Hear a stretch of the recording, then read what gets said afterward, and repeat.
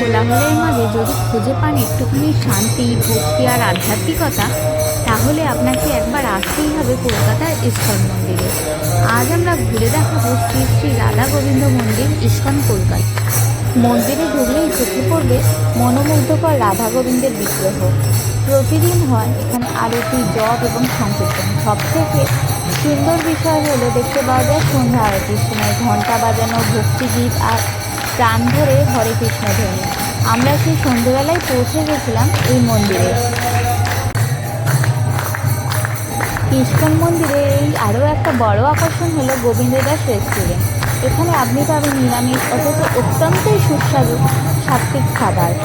আর প্রতি রবিবার ফ্রি প্রসাদের ব্যবস্থা থাকবে, যেটা ভক্তদের কাছে এক পরম আশীর্বাদ। জন্মাষ্টমী, দোল পূর্ণিমা, রথযাত্রা, ইস্কনে এই উৎসবগুলো পালিত হয় অত্যন্ত ধুমধামে। আপনি চাইলে এই সময়গুলোতে ভিজিট করতেই পারেন। মন্দির খোলা থাকে সকাল 4:30 থেকে দুপুর 1টা পর্যন্ত এবং বিকেলে 4টে থেকে রাত 8:30 পর্যন্ত। আপনি যদি সত্যিকারের আধ্যাত্মিক শান্তি খুঁজে থাকেন, কলকাতার ইস্কন মন্দির আপনাকে নিরাশ করবে না। এবং আপনি চলে আসতে পারেন কলকাতার মিন্টো পার্কে। রবীন্দ্র সদনে নেমে যে কোনো বাস ধরলেই আপনি এখানে পৌঁছে যাবেন। তারপর একটুখানি হাঁটা পথ, আপনি গুগল ম্যাপ দেখলেও আসতে পারেন। ভিডিওটি ভালো লেগে থাকলে লাইক, কমেন্ট এবং সাবস্ক্রাইব করতে ভুলবেন না। জয় রাধে।